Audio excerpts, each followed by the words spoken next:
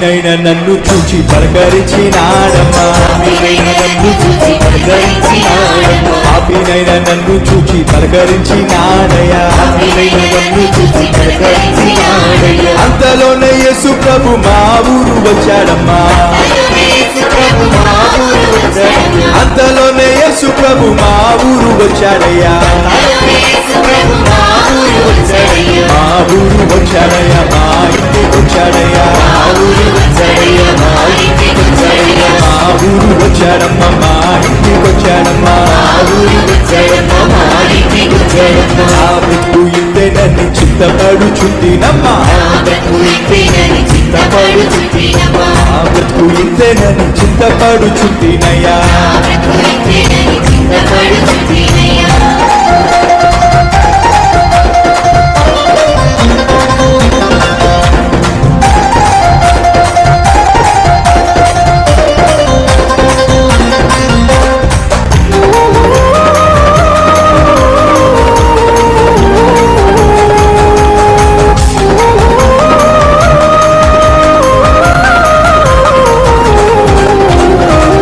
రోగినైన నన్ను ముట్టి స్వస్థపరిచాడమ్మా, కుష్టి రోగినైన నన్ను ముట్టి స్వస్థపరిచాడయ్యా.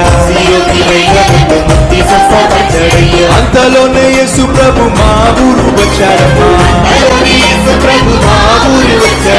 అంతలోనే యేసు ప్రభు మా ఊరు వచ్చాడయ్యా, మా ఊరు వచ్చాడమ్మా, మా ఇంటికి వచ్చాడమ్మా, మా ఊరు వచ్చాడయ్యా, మా ఇంటికి వచ్చాడయ్యా.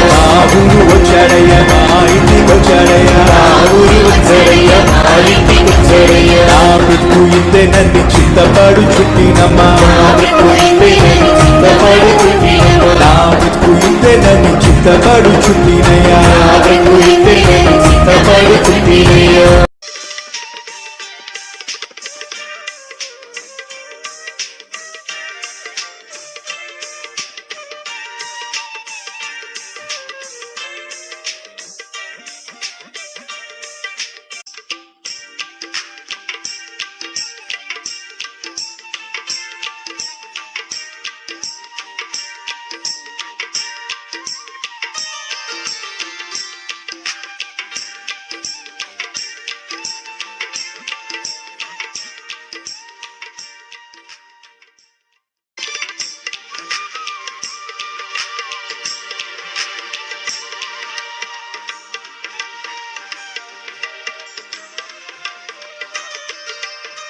సామెత 3:5 నుంచి, నీ స్వబుద్ధిని ఆధారము చేసుకొనక నీ పూర్ణ హృదయంతో యెహోవా యందు నమ్మిక ఉంచుము, నీ ప్రవర్తన అంతటి యందు ఆయన అధికారమునకు ఒప్పుకొనుము, అప్పుడు ఆయన నీ త్రోవలను సరళము చేయును. నిన్ను జ్ఞానిని కదా అని అనుకొనవద్దు.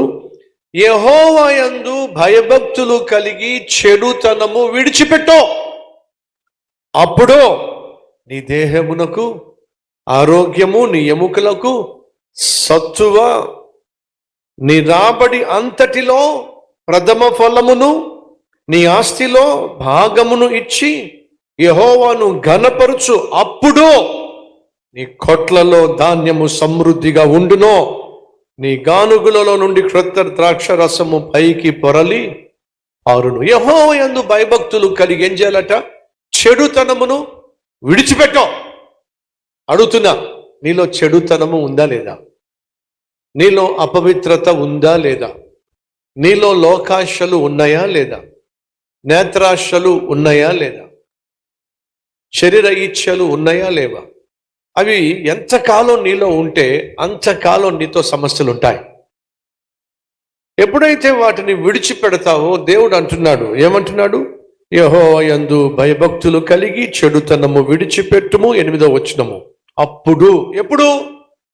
చెడుతనము విడిచిపెట్టినప్పుడు నీ దేహమునకు ఆరోగ్యము, నీ ఎముకలకు సత్తువ, నీ రాబడి అంతటిలో ప్రథమ ఫలమును, నీ ఆస్తిలో భాగమును ఇచ్చి యెహోవాను ఘనపరచుము.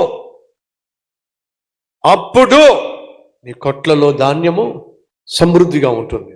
ఇంటి రెంట్ కూడా కట్టుకోలేని పరిస్థితి, కానీ ఈ రోజు ఆ తల్లి అంటుంది, నా కుమారునికి ప్యాకేజ్ ఏంటో తెలుసా? ₹1,00,00,000 ప్యాకేజ్. బిడ్డలను చదివించుకోలేకపోయాం, కానీ అమెరికాలో చదివించే కృప దేవుడిచ్చాడు. ఎలా సాధ్యమైంది? గతానికి ఈ సాక్ష్యానికి మధ్య వారు తమ జీవితాన్ని దేవునికి అంకితం చేశారు.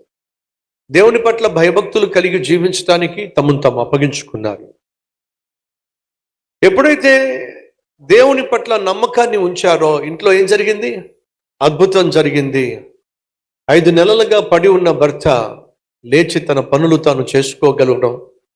ఈరోజు అంతేకాకుండా ఒకవైపు సహోదరి ఉద్యోగం చేస్తుంది, మరో సహోదరుడేమో సేవలో పాల్పంచుకుంటున్నాడు. మందిరానికి నమ్మకంగా వచ్చిన బిడ్డలేమో అమెరికాలో చదువుకొని ఉద్యోగాలు చేసుకుంటూ ముందుకు సాగుతున్నారు.